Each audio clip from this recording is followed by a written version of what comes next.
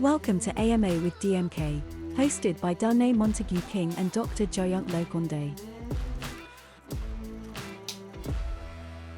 Welcome back, everybody. I've got with me the eminent Dr. Jayant Lokhande, who's head of DMK MD. Hello, namaste. Are you in your classes yet? Your vocal classes. You said you were going to take those. Yeah. This young man, and I say young man, I mean young man. I'm 80, as everybody knows. He's in his 40s. A genius, humbly not accepting that. Anyway, today we are going to talk about hyperpigmentation. We're going to talk about pigmentation in its entirety. Overview, of course, but questions that you may have about hyperpigmentation. You know, there's a great many things in pigmentation that are caused by various outside influences, internal influences, and you may have a type that you didn't even know you had. Some hyperpigmentation isn't even caused by solar damage or hormonal fluxes. It's caused by skin funguses. You know, for a long time, we've had very successful treatments over the years in every country with hyperpigmentation. It was one of our top things besides acne and age management. But now with the way that the ozone layer really is going away and climate change, people that have natural defenses vis-a-vis ethnicity are suffering from hyperpigmentation because what's coming through the ozone layer, which is getting thinner and thinner and thinner, is a lot worse than it used to be. I've seen more cases of basal cell carcinoma and all of these solar keratosis, all kinds of things in this last few years. And I saw years ago when I first started in this industry. Basically, hyperpigmentation, and we're talking hyper, we'll mention hypo a little bit too, falls into inflammatory or passive. Now, we know that passive is deep-seated and harder to remove. Yes. Give me a good example. It's a hormonal situation. Hormonal situation for sure, because due to the alpha MSH, alpha melanocyte stimulating hormone. So when the liver is hypofunctioning, or is there any disturbance in the circadian rhythm in the body? Now wait, you said liver. Yes. Would that give rise to the old-fashioned liver spots? Yes. So they're real. Yes. You know, I used to not think that. People wonder that it's on the skin and why they are called liver spots, because liver metabolizes the alpha MSH.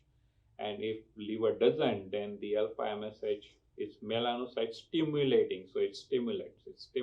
And wherever you're exposing it to the sun all the time. Yes. These appendages are out while we're driving and everything else. Yes, and now as we are talking about the passive, so there has to be active. So active pigmentation and passive pigmentation. So active pigmentation is always defensive. Because, you're talking about inflammatory. Yes, because why that happens basically because it's outside source. Yes. Yeah, let's make it simple by saying that passive is hormonal internal. Yes. And since that is the case, it takes longer with treatment. Right. Inflammatory is outside attack. Yes. That would be sun damage, solar. Yes. It could be infection. Spousal abuse. Yes. Smack in the face. Yes. Microneedling. Hydrophagia. Oh dear, you're going to have a lot of outcry. There's some gals out there that just like to... The most barbaric thing I've ever seen in my whole career. And trust me, people, I have seen it all in 56 years. Medical pills, you know, in your classical era, you were doing not you, but industry was doing all the phenyl pills and all that. Yes, me too. You too? Oh, I have to confess, when I was in Chicago years ago in 19... But we were doing exerdomology in my clinic, and I would whip up a 95% phenyl acid, croton oil, which in itself is very caustic. Yeah, it's very caustic. Cottonseed oil, and a few other little, tweaks. I would put some lipids in it, so it would slow down the damage. And we were very lucky. We did it for a while, and it made a lot of money, but I really didn't feel comfortable with it. I didn't feel that we should burn the hell out of the epidermis. And then same thing when the CO2 laser came down the pike. I advocated that for a while until I realized, wait, just a minute, we're not burning the hell out of the epidermis, we're vaporizing the hell out of the epidermis. And so I started this very long journey into non-aggressive but very effective skin protocol by going back to nature and letting the skin do what it, I had to give my 90-year-old grandmother a bath one time. And I've never seen grandma without her clothes on. But a neighbor lady had put her in the tub and then went off shopping, and I heard her, Danne, I went out of that. So I went in, I can't see my grandma, but I did. And I noticed that the skin on her body was smooth and white and firm, and then the face and the backs of her hands and her neck. And that's when I realized that everything we see in the mirror that we don't like, including hyperpigmentation, is nothing more than defense systems of the skin trying to defend itself. So inflammatory comes under that category. So any trauma, so mechanical trauma or the chemical trauma, skin will defend, and it will start its defense with melanin. And that's why melanin is highly durable molecule. It stays. That's why melasma stays for years together, because due to the chemical structure of the melanin. Now let's cover a few more types of hyperpigmentation. Solar lentigines, UV radiation. Well, there is a name. I have it on one of our before and after. Something about the Roica. I forgot the first part. It's an older woman in Spain that had a huge lentigine on her temple, and she'd been to dermatologists. They all said, "Oh, that could be basal cell carcinoma. We're not touching that." We did, and it was just gone. And then you had the same experience recently at one of our Beverly Hills clinics with a woman, Deanna, lovely woman, of an older age, but still beautiful. And she'd had this solar keratosis, big, that 2-inch back. And you were doing the Stemzyme protocol on her, and the next day it fell off. So we can actually address some of these things very easily without attacking. Melasmas, those are mostly hormonal. Melasma is superficial but dangerous. Dangerous in the sense it stays years together. And the melasma can be hidden. That's why you must have noticed that in the Stemzyme, after 8 or 10 days, certainly the melasma appear. From where? So that is the old skin memory, what it has. And then within 2-3 days it goes away. But that's why there could be the hidden melasma, and that's what we call as that's the term we have defined. It's called cryptopigmentation, means hidden. Cryptopigmentation, I like that. Years and years ago, in one of my, I think it was my Chicago clinic, a model came, a beautiful girl, and I noticed on her leg, because she's doing a lot of leg shots, she had Julie Newmar legs, she had a brown spot, and we were doing body enzymes on her, and I noticed that it was changing a little bit, and I said, honey, you might want to go have that looked at. She goes, oh, no, it's nothing, it's just a mole. I said, well, she didn't, and guess what? She ended up having a biopsy because it was malignant, and a big chunk was carved out of those flawless legs, which ended that part of her career. So there's these melasmas are nothing to. We are coming with a new altogether terminology or vocabulary in the pigmentation part, which industry has never seen. And that is very well going to be mentioned in our upcoming manual. We are revising DMK manual a little bit, and we are introducing the new kind of terms. Because see, cryptopigmentation, anisopigmentation, dyspigmentation, these terms are not being used, and we see clinically all these cases. Then why we should not properly name it? Let's say a lady or a man is going to one of our clinics in London, because we have DMK clinics all over the world. I just got back from dressing Stemzyme at our Istanbul clinic, and I was blown away. It was beautiful, beautiful clinic, and highly professional doctors and educators. And so let's say the same patient ends up in Istanbul and she's undergoing melasma treatments.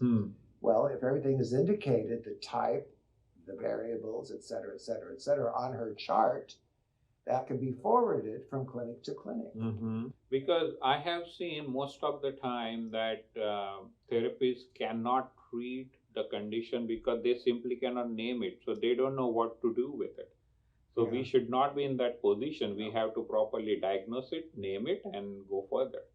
Now, let's talk quickly about the triggers and causes for these types. Of course, obviously, sun exposure. UV radiation, which is quite ionizing and non-ionizing both in nature, and they both have a different effect. So the photo damage is not like a universal. No. Photo damage is superficial. Photo damage can be very deep. So it depends. So we have to proper qualitatively mention it. If you have any of those of you that are watching have children, let's say little children, and they go out, this is horrible hot summer this year. I just got back from Greece and Italy and Istanbul and Croatia, and each place was like, and I saw these little kids running around, ha ha ha. They'll get burned and it'll peel and they'll think, okay, I'm all right, and it goes away. What mama doesn't realize with her children is that the DNA of that child's skin cells records that insult forever. And years later, when they're older, it plays back like an evil tape recorder. And they age much faster. Our friend Julie Newmar, the movie star, she knows that. When she was making Seven Brides or Seven Brothers, very young actress, dancer, they put her under an old-fashioned sun lamp for 5 hours. Because they needed that ruddy outdoor country girl look, and she was very pale. What did she suffer from for the rest of her life until recently? Basal cell carcinoma. All right, so we talk about hormone changes. In hormonal changes, one good point to add is cortisol, the stress cortisol levels. So if one is under constant stress, that the acute and chronic type of stress, and if the cortisol levels are always shooting up in the blood, cortisol is again cause the inflammation, because it's like a flight and the fight reaction, right? Flight and fight. So it's continuously in the fight reaction. So fight with whom? With oneself. And that physiological imbalance constantly stimulates the MSH. Years ago, our Australian distributor, Daniel and Debbie Dixon, they actually had a system where they could give a cortisol breath test and send it off to a lab. Now, they're not doctors, but they still could pay for it and get the readout, and then design the treatments accordingly. And if they saw the cortisol levels going off the charts, they knew how to change the path of the treatment. And I think that's a good idea. So sometimes client comes in, they are doing everything right. They are putting proper SPF, they are doing everything right, but still they have the pigmentation issue. The first gauge should go what their stress levels are. I totally agree. Acne. Now, most people don't associate acne with hyperpigmentation, but once again, it's a trauma to the epidermis. It's an inflammation. And the result is, of course, that sort of purpley, horrible hyperpigmentation, especially in teenagers. Okay. So that has to be addressed at the same time as the acne treatments. Acne is inflammation, basically. So any inflammation, pigmentation comes in. What about allergy? Allergy, of course, because MHC, mast histocompatibility complex, Repeat which is that the slowly. mast cells. We have the mast cell. The mast cell. Compatibility. Histocompatibility. Complex. Because mast cells with macrophage, with keratinocyte, with melanocyte, with fibrocyte, these 5 cells are in one go shoot up. And that's how the allergy occurs. So someone that has a systemic allergy, a real allergy, could also have hyperpigmentation Yes. problems. Systematic lupus erythematosus. That's true. Right? Yeah. SLE has a very close clinical presentation like allergy. And what's horrible about that particular disease, because we've treated it, and we can get rid of the pigmentation, but it always comes back. Yes. Always. And we have to be honest with that patient. If they've got lupus, we can tell them, look, we can give you a remission. Mm-hmm. It can be controlled, but it's not going to go away forever. Yeah. We have our DMK silicone foundation in the meantime that can make everything perfectly even and flawless, and nobody will even know you have it. Yeah. But yes, we can treat it, but it'll come back. Yeah. You have to be honest with some of these things, you know. I used to write articles for about 30 magazines overseas. I never mentioned a product, a DMK product or a treatment. I just felt embarrassed, you know. I didn't want to be accused of using my journalistic privileges to flog our company. You know, I just did not want to be accused of doing that. So I would talk about the science, and then I would always get a reader say, well, what product should I use? What should I do? I'd say, well, it so happens that we have, it's hard for me. So, but the DMK difference, of course, I don't care anymore because we've had such successes over the years. The very concept of remove, rebuild, protect, maintain itself is the first step in any kind of skin disorder, including hyperpigmentation. In your opinion, what is the key role of repeating remove, rebuild, and so on? People usually misunderstand that it's linear, means that first remove, then rebuild, then protect and maintain. No, it's actually the circular and the spiral. For example, hyperpigmentation case comes to our clinic. What's the first thing we are doing in terms of the remove? Remove the sun exposure, remove or inquire about the hormonal changes, take care of that systematically. Inquire about the allergies, stay away from all the allergy causing reagents or this thing. This all comes under the remove. It's not just the exfoliation, or we do sometime quick peel or maybe simple exoderma peel. That's not just the remove. Remove means what? Remove means all the trigger factors. Yeah, sometimes some of the old melanin is caught up in the superficial cuticle. Yeah. And it's just nesting there. It has nothing to do with down below. Yes. That does go. Yes, because, and that's why we do quick peel. Quick peel is a fantastic, even simple Desquamate sometimes does that. Oh, Desquamate is quite strong. Yeah. Most people don't think it is. It's almost stronger than anything. So this all fall under the remove kind of a domain. Then rebuild. Of course, rebuild is our typical E1, 2, 3, or the rebuilding everything in the skin. Well, when you're rebuilding, you're bringing everything into homeostasis. Yes. Including production of melanin. And alkaline wash. Alkaline wash is the greatest tool available on the planet to change the DNA memory trap. See, that's something that I didn't know.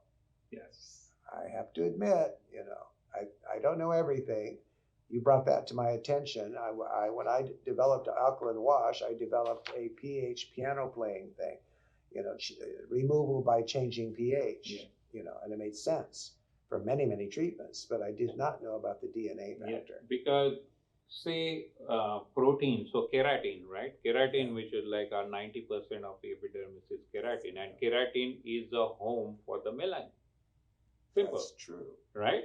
Now, being keratin as a protein, and once you do, you put that into the basic solution, basic pH, which is alkaline pH, right? Yeah, which brings it to what 12. it does, it altogether changes the way it functions. So you are actually changing the functions of the protein, which is the greatest deal today. That's it. That explains so many things, because we've gotten incredible results over the years that we did not expect. For instance, back in the early days of treating rosacea, and everybody would say, oh, rosacea cannot be cured. We can calm it down, calm. And they still say that. And that's not true. Rosacea is a direct result of the Demodex mite. Yes, it's the infection. Yeah, it's a microscopic parasite. And we did get rid of rosacea. We did it by doing things that no doctor would even entertain. Everybody's calming. Mm-hmm. And we use alkaline wash. Yeah. And suddenly we're getting results. Well, my first hypothesis was, well, we're killing the hell out of those little mites with alkaline wash, which we are. Yeah, because it dissolves. Yeah, it dissolves any proteus object that's yeah, in exactly. yeah. But that's why people wonder, just within single alkaline wash, they say one melasma going away. Why?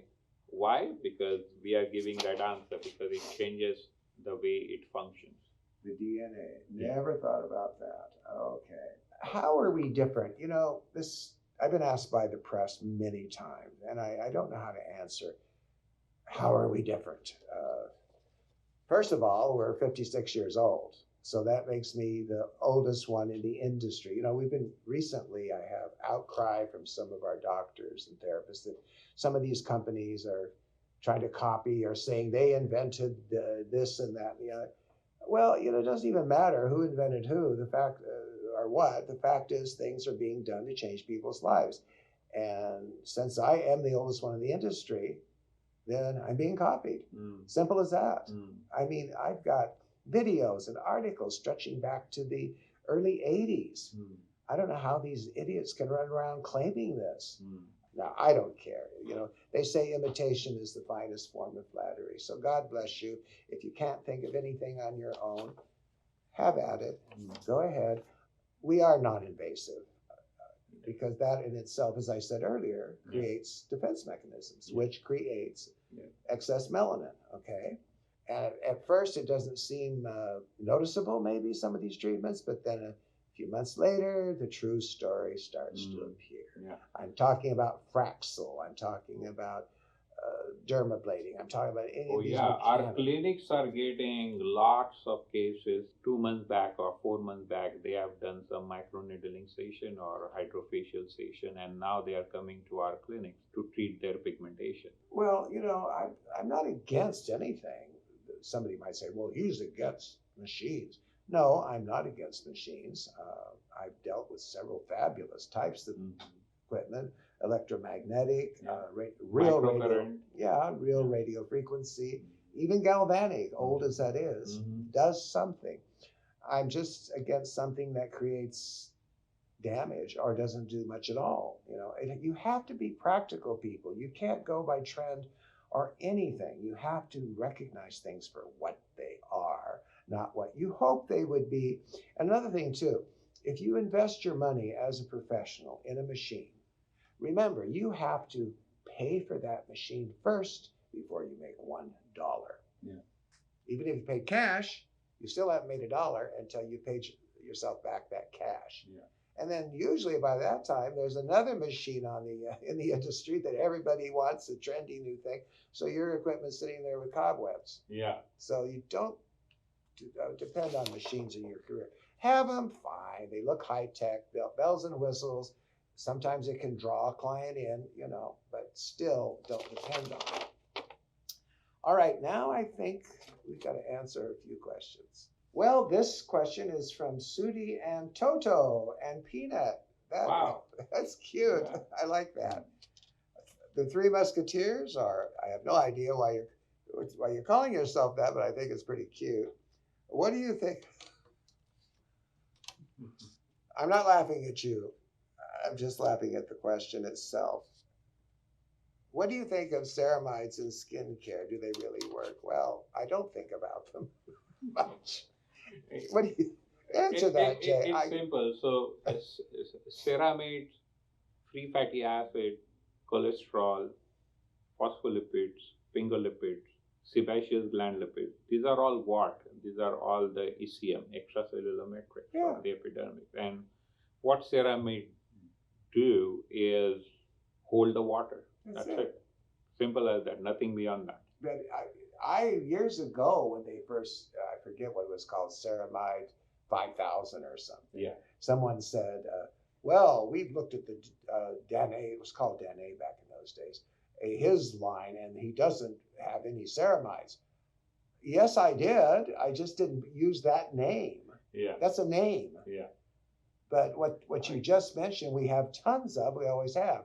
Another Simple one. are acid mantle. C by E with Yes. HM mist can hold the water or hydration factor for at least 8 to 9 hours, unless you're not like in the death valley of all that kind of a temperature. Where it's dehydrating as Yeah. hell. So there's nothing special about ceramides occur naturally. Yes. And all we do is replace parts. So we have a whole variety of ingredients that are under the ceramide title. Yes. But I'm not going to go out and pay a fortune for a raw material Yes. because it said ceramide 5,000 on it. And again, guess what? That if you tell me that this product has a ceramide, now I put it and it will go in the skin. No, because ceramide is a high molecular weight compound. Oh. It cannot And permeate. you're right. readily. There's very little permeability. Yes, It's more very little occlusive than anything Yes. else. So do they really work? I can understand why you're asking that. Yes, of course they work. We're born with them. Yeah. And We have it. Yeah, so yes, they work. Can Danne tell us the vitamin C nowadays is very effective or just fluff? Well, what vitamin C are you buying? Are you talking about us, or are you talking about a supplement? Plain old ascorbic acid is the strongest one. Yeah. Just plain old. Years ago when I had my first Chicago clinic, I was called the vitamin C king because I talked about it all the time, and its role of being the boss of the fibroblast cell that makes collagen for our skin. That's its main job. It has other aspects, but that's its main job. So I would buy plain old ascorbic acid from a Lebanese man who owned an orange juice company, Home Orange Juice. Good friend of mine. Interesting. So he gave me barrels of it. Then they went into the big, after years in talking about this, and my theory came right out of Gray's Anatomy, 35th British edition, of collagen and its synthesis, and the role of ascorbic acid in that. And I knew somebody would jump on this. And a Canadian company, suddenly out of nowhere, Cell XC, they started hyping it up. And everybody had this vitamin C they wanted people to buy. Jan Marini had Siesta. Somebody else had something else. And they were all good, but they were nothing special. The palmitate is probably the most in the skin. It's just combined with the palmitic acid. Yeah. Because being vitamin C very volatile, so you got to get into some kind of a form, salt, or that's why they are like, now you get ethyl hexyl palmitate vitamin C or something like that. These are all compounds. But going back to our Fibromaxi, okay. If they're talking about that, this Sudi and Toto and Peanut in the DMK, that's a topical treatment. Yeah. And it's a combination of see, when you take an unstable, let's say plain ascorbic acid, unstable, it's the strongest form. To stabilize it, you have to alter the structure so it will not oxidize quickly when exposed to air. Sometimes the strongest will oxidize very quickly when exposed to oxygen. So you kind of modify it and it's not as strong. So what I did was combine several, kind of like the strong horses with a corral around it of the stabilized Cs. And so we have a longer efficacy of the product. However, our what's our serum? Direct delivery C serum. Old age. Don't even remember my own.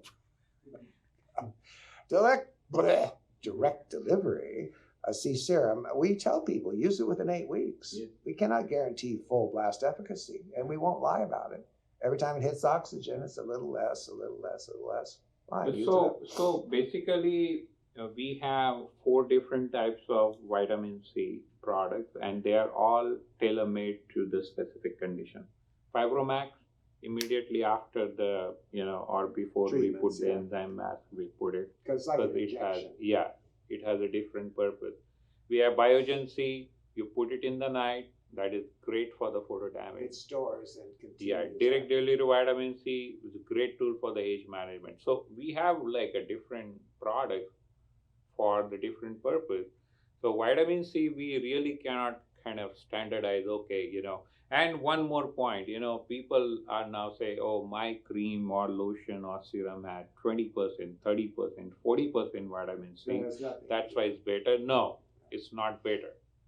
Because vitamin C receptors on the keratinocyte and fibrocytes are limited. Much.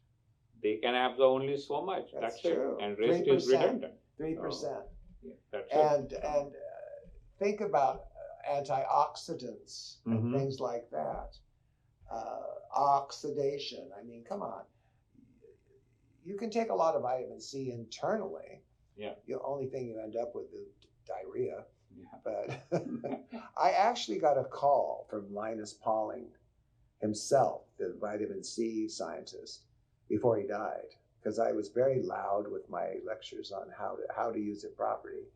And he was in Hollywood at that time. He called me up. I was just on the Geraldo Rivera show. Hi, there's this doctor. I'm like, oh my God. Yeah, I like what you're saying, young man.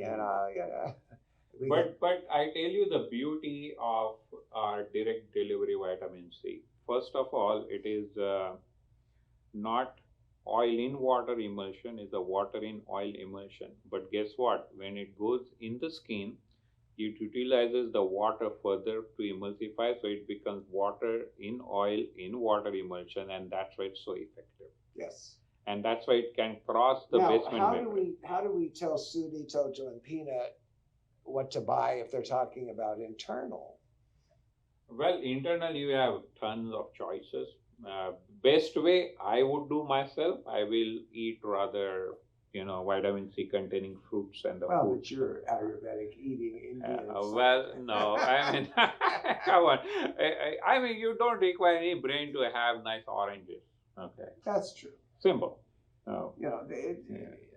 Just plain ascorbic acid. Yeah. And, even synthesized, I don't advocate it because it's synthesized, but actually the cells don't know the difference.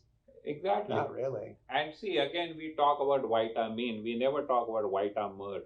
I give always emphasis on the vitamins rather than vitamin C. What do you mean by that? Vitamins make vitamin. Oh, okay. Right? Yeah. So the more vitamins you take, the production of the vitamin you leave on your body. Yeah, it's hard to advocate a particular product. I have my own source, but I think most of what you would buy would be okay. Yeah. Okay. It's not fluff. Yeah. It is not fluff. No. Even the simplest ascorbic acid is not fluff. No. All right. Oh my God. Jenna, Jess OP, how dare you? How personal can you get, honey? I don't know if you're male or female, but honey. Would Danne tell us if his HGH injections are synthetic? How'd you know? But I like that question. Oh, I don't care. Look, kiddos, I am the most transparent person on the planet. Not only do I admit my advanced age, but I tell everything I do. And yeah, I'm on human growth hormone. I am monitored very carefully. The conspiracy theory about like if you have a pre-deposited cancer or something, that the HGH will grow the cancer. No, it won't. It don't. No. And yes, it's synthetic. It's bioidentical. Yeah, bioidentical. Yeah. Means it's synthetically made. Okay, so there is a difference. The synthetic molecule or synthetically made bioidentical molecule. So what he uses with his permission, it is synthetically made bioidentical hormone. Yeah. I don't think I'm going to take some guy's growth hormone. No. That would be a little bit illegal. So let's move on. Skin Facial Studio. Oh, we're talking about a brand here that I'm not familiar. I know it's LED. We, of course, use LightStim. Yes. We use, there's a blue light, there's a red light. Blue light has... Let me finish the question before you answer it. Is Saluma the right wavelength to pair with the enzyme? Well, okay, number one, let me answer that. Yeah. I assume Saluma is a machine. I don't know any other machine except Lightstim. And they're a very integrous company that has great equipment, great education, everything. And we don't make any money mentioning them, and they don't make any money mentioning us. It's just a professional respect of excellence. Saluma may be great too, I don't know. But right wavelength to pair with the enzyme. I'll let him answer that. We don't do LED, either the overshield or even the handheld ones, over our enzyme mask. We do it before or after, and we do the blue, of course, with acne and inflammation.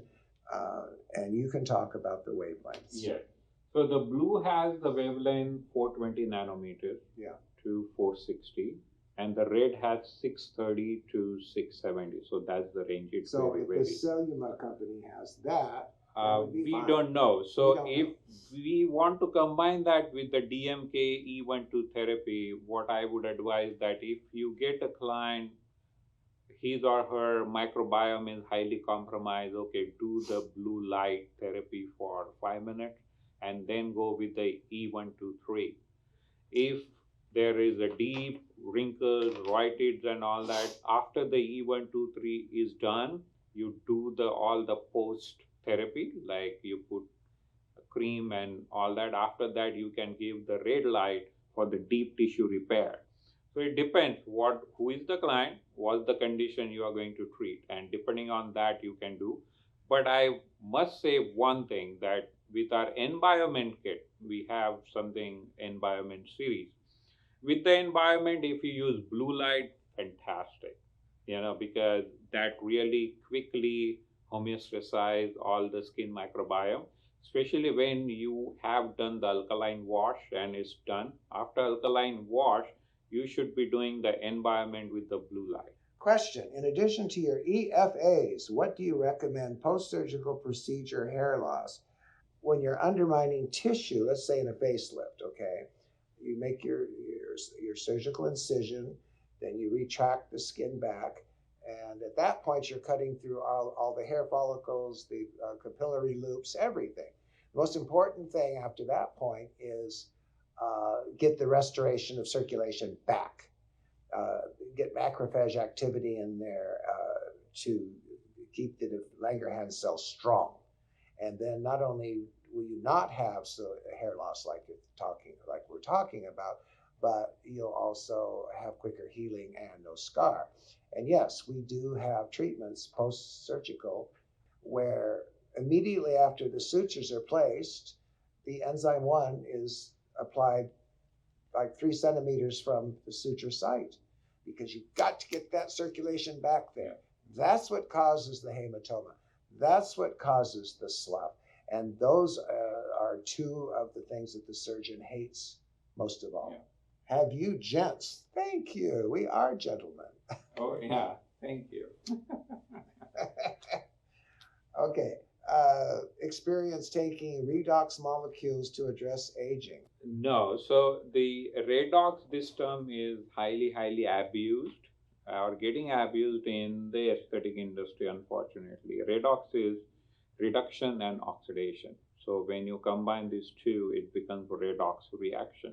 It's a simple chemical equation, or the reaction happens, and that we do in the laboratories and all. In the skin, either reduction happens or oxidation happens, so no redox happens. And I don't know about the redox molecule. There's nothing called as a redox molecule, because redox is a reaction, and that reaction give rise some molecules. So there is nothing called as a redox molecule. Now, taking the oxidizing molecule, yes, it definitely adds to aging. That's what we constantly say.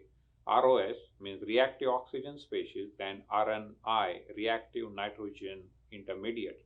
These both superb. I mean, it's like they are, I would say, the 60% culprit of your biological age.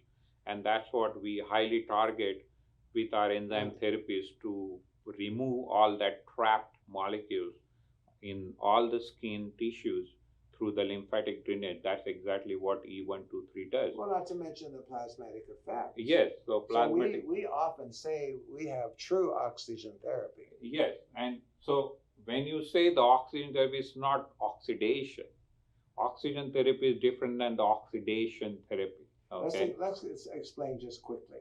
Yeah. An old analogy. All right, when we breathe in this hideous gas that we call air, at least in nowadays, whew, although I must say Southern California has done a great deal of emission control, because I'm looking out from my hilltop estate across the valley to the mountains beyond, and it almost looks like a movie set. It's so clear. Anyways, but still, it is a gas. It doesn't go directly into the veins. It goes into the lungs and then into the alveolus. You know, that's where this stored, little chambers. And then when oxygen is needed somewhere in the body, there's O2 hemoglobin is added to it to clean it all up, because it's pretty filthy, you know. Clean it all up, and now the pure oxygen can flow and end up at the mitochondria, where it's converted into ATP, which is the energy of the cell, or I should say the organelle. The plasmatic effect itself, with the pulses of the peripheral capillaries, is involved in that action of bringing oxygen to the mitochondria and the ATP energizing. Where the blood gets rushed into the skin. It comes from seashell.sw. They ask, curious if you could recommend some great reads on advanced cell communication, stem cells, etc. in our skin industry. I'm always looking for a great read on the science. So what is DMK MD manual? We have given one dedicated chapter in our manual. It's called the molecular crosstalks in the skin, where we have actually given all the facts and all the communication pathways, that how keratinocytes with melanocytes, with fibrocytes, with Langerhans cells, how they are communicating with each other, and all they bring the skin homeostasis. Yes, but what if they're not a DMK therapist? They can't get that. Well, they can buy your book on Amazon. What's the name of your book? Aging and the Anti-Aging Molecules by Dr. Jayant Lokhande. Yeah. MD, etc., etc. But again, in my book, you will find all this. There are like 35 chapters, so you have to go through each chapter, and because there is a piece in it. But that's why, because there is no single site or there's single depot where you can find all this information. But yes, our DMKMD manual has done that, because we have compiled from all the authentic resources and at one place. So I don't know if you are a DMK therapist or no, or DMK. If you are, then that's available to you. Yeah. Now, Cosmetic Institute Berlin. I happen to know these people. Is this Heike asking me? We sent, what was her name? That great black star that's so dear and so generous, with Angela Bassett, bless her heart. She was in Germany doing a film, and she had several treatments here at headquarters. And so her PA called and said, what's the best clinic in Berlin? So we sent her, I think this is the clinic. And she loved the work with the therapist there. She actually let them take pictures of her and her cast, because she treated some members of the cast to treatments without makeup in that little bathroom standing out in front of the treatment rooms. And she allowed this clinic to use that on their Facebook in Germany, which I thought was very kind of her, because she's a big star. But anyway, she's asking, when is Dr. Danne coming to Germany? Well, I actually was supposed to have been there 2 weeks ago. So sorry about that. I was an add-on to one of our account managers who was going over to do some kind of sales thing and whatever. I wanted to launch StemZyme. However, this was conflicted by a cruise given to me for my 80th birthday, already prepaid and pre-booked with all the details. And I also had to rush up to Vegas to appear at a conference. I was just too old to come back and have one night's sleep and then rush off to Germany to address a dinner and a speech, and then come back and then go back again. So I didn't appear, but I will in the future. In the meantime, Dr. J and I did a live Zoom for DMK Germany. I hope you saw that. I don't know if you were there or not, but we did a live Zoom. At least we gave Susan that. Bless her heart. But yes, I will be coming to Germany on my farewell tour of the world. And day before yesterday, we were discussing about creating some kind of a education program over the Zoom for different territories. So maybe she can or he can jump in that education. I want to do our boot camps because Dr. Lokhande and I are starting our United States boot camps, and already they're fully booked. I'd like to do the same thing for our European distributors and our, other country distributors. I think that would be best because they're the most educational and most informative, have the newest tools and the newest procedures and the newest ways of describing things. Case studies, anecdotal stories, a lot of, Beauty by Joni in San Diego. We have a lot of wonderful clinics in San Diego. Can you explain why applying treatment products in a different order makes the treatment results different? Yeah. For example, Pro Alpha 1 before or after Prozyme. The first part is right, the second part is not. Why would anybody do? Yeah, exactly. Pro Alpha, no. So don't go on the names, okay? Pro Alpha 1 is a different kind of treatment, and Prozyme is our good. Prozyme is a pre-exfoliation. Yeah, is exfoliant. So no. So has yes, to but do with Pro Alpha 1. But yeah, treatment products in order follow true logic. One is their consistency, mean the viscosity. So the serum and all that definitely go first because their permeability is higher than the creams and the lotions. So they go last. And also as per the condition, so what tissues you are targeting in that treatment, that reagent or that product goes first. Unfortunately and fortunately, I've given our therapists and doctors around the world a great deal of artistic license by giving them a box of tools, now with certain rules of application, but you can kind of do things differently. And in the old days, when I was by myself traveling the world with a little box of before and after slides and a flip chart, I would ask therapists everywhere to give me feedback. And sometimes they would, it was before email, they would fax me, Danne, can you mix so-and-so with so-and-so and put it on so-and-so? And I'd say, well, theoretically, maybe. Well, I've done it. Well, what happened? Well, the results were good. And then at that point, I'd say, okay, do it 8 more times, record everything, and send it to me, and we will do it.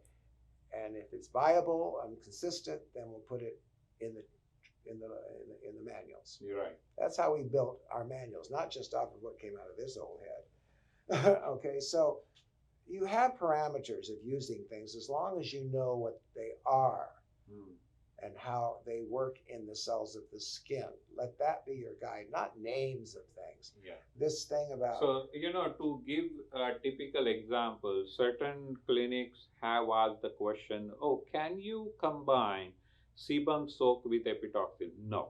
Sebum soak goes first and epitoxyl second. Why? Because epitoxyl vaporizes all the other toxins, and once you combine, it will start vaporizing sebum soak. So don't do that. So it depends again which product and what condition and what skin tissues are at the target. I hope they're not mixing Pro Alpha 1 with Prozyme.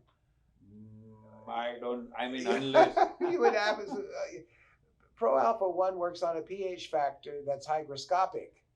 Yes, and enzymes work on a completely different level. Yeah. The Pro Alpha 1 would completely negate the enzyme. Yeah. It wouldn't have anything to do with anything. Well, if I don't know if that clinic is asking in the context I'm not suggesting that they're doing that. Yeah, resurfacing procedure. Yeah, on the day 1 you can do the Prozyme, but don't do immediately Pro Alpha 1 after that. Then you can give them the Revitocin for the prep. Yeah, for the prep. Call them in. So Prozyme is a moot point. Yeah. It's So- carrying cholesterol capsule. Yeah. So I'd say no on that. But, good question.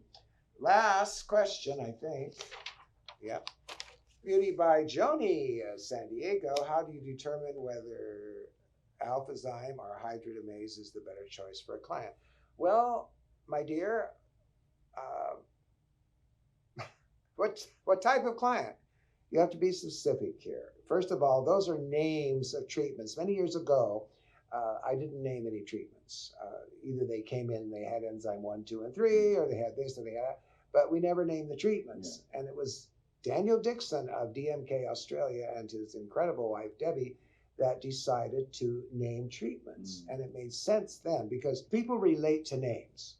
They won't remember what is enzyme 1, 2, and 3 and all that mean. So alphazyme and hydrogenase are names of treatments.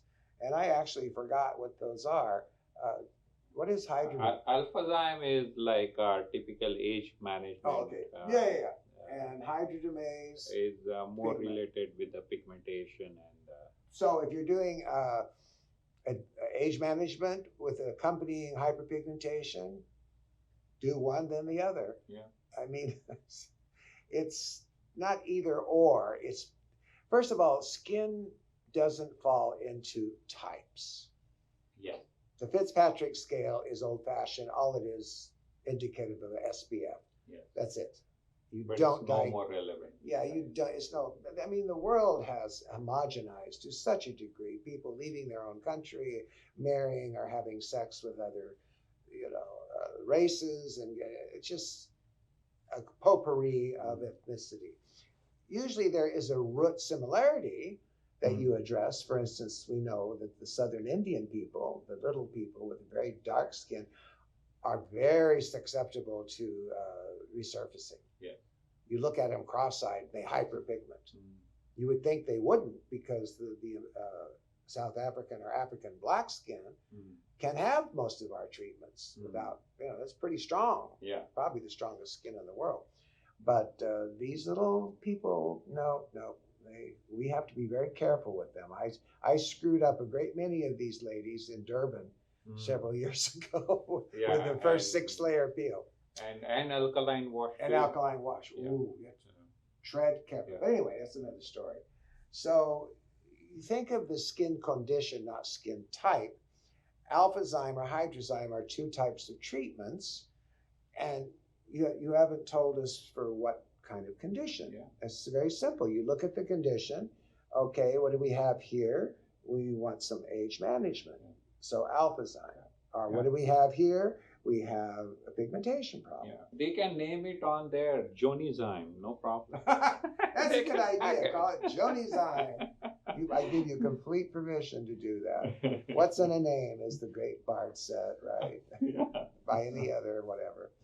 Anyway, thank you for listening, and be sure to send your questions in, and you can ask me anything, and you obviously have here. How did they know about my HGH? We I don't must care. have discussed that in previous sessions. Oh, that's true. All right, so see you next time, and remember, knowledge is power.